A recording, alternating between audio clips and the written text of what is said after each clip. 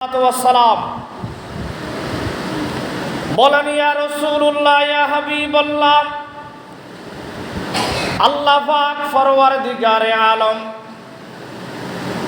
আমি জিবরাইলের আসমান দেখাইছে, জমিন দেখাইছে, আমি জান্নাত দেখছি, জাহান্নাম দেখছি, রূহের জগতের মধ্যে যত মানুষ আছে সমস্ত মানুষগুলো আমি দেখছি। আল্লাহ পাক পরওয়ারদিগারে আলম আমার এই রূহের জগতের মানুষ সবগুলার দেখাইছি। দুনিয়ার মধ্যে যত মানুষ আছে সব মানুষগুলো আমি দেখছি। 2 লক্ষ অথবা 1.25 লক্ষ পয়গম্বর আমিনো জিবরাইলে দেখছি। ইয়া রাসূলুল্লাহ, ইয়া হাবিবাল্লাহ, এতগুলা মানুষের মধ্যে, এতগুলা নবীদের মধ্যে আমি আপনার মতন সুন্দর মানুষ আল্লাহ আর জমিনে বানাই না।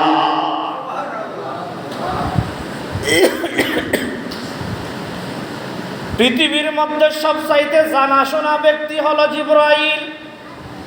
জিবরাইল আমার নবীর কাছে 24,000 বার এসেছেন।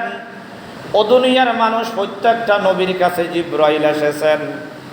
আল্লাহ পাক পরওয়ারদিগারে আলম জিবরাইলের দুনিয়ায় সৃষ্টি করার আগে আল্লাহ পাক বানাইছিলেন। সুবহানাল্লাহ। একদিন আমার নবীর কাছে এসে বলে, ইয়া রাসূলুল্লাহ, আমার বয়স কত? কতদিন বড় হবে?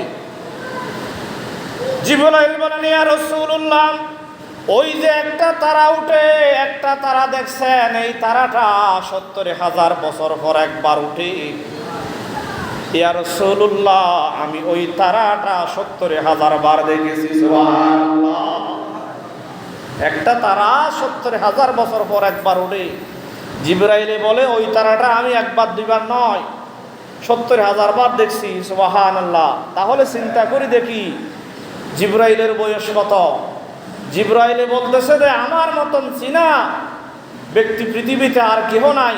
আমি প্রত্যেকটা নবীরও দেখছি, মানুষও দেখছি, রূহের জগতের মানুষেরও দেখছি, জান্নাত জাহান্নাম সব জায়গা আমার চিনা জানা আছে।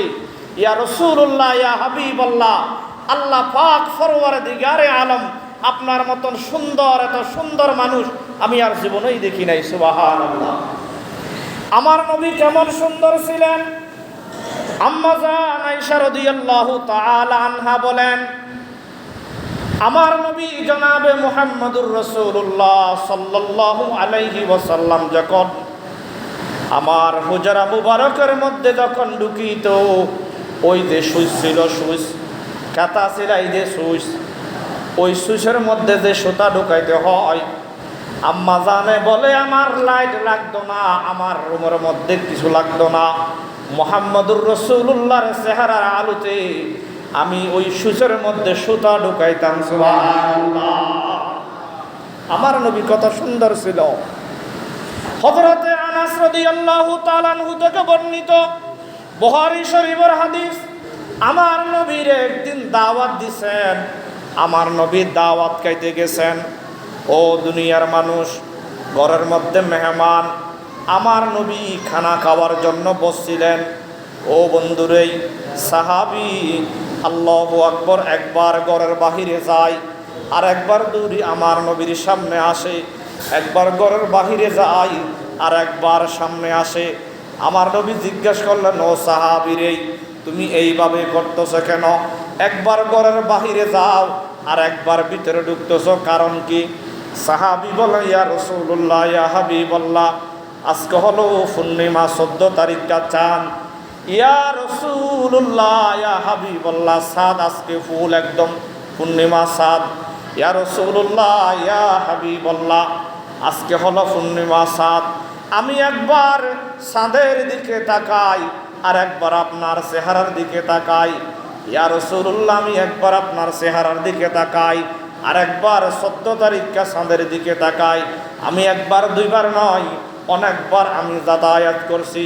ইয়া রাসূলুল্লাহ, আমি চাঁদের দিকে তাকাইলে চাঁদের মধ্যে একটা দাগ দেখা যায়। ইয়া রাসূলুল্লাহ, আপনার চেহারার দিকে তাকাইলে কোনো দাগ নাই। আমি 2-3 বার হেঁটে হেঁটে সিদ্ধান্ত নিলাম আমার নবী ওই আকাশের চাঁদের চাইতে বেশি সুন্দর। সুবহানাল্লাহ।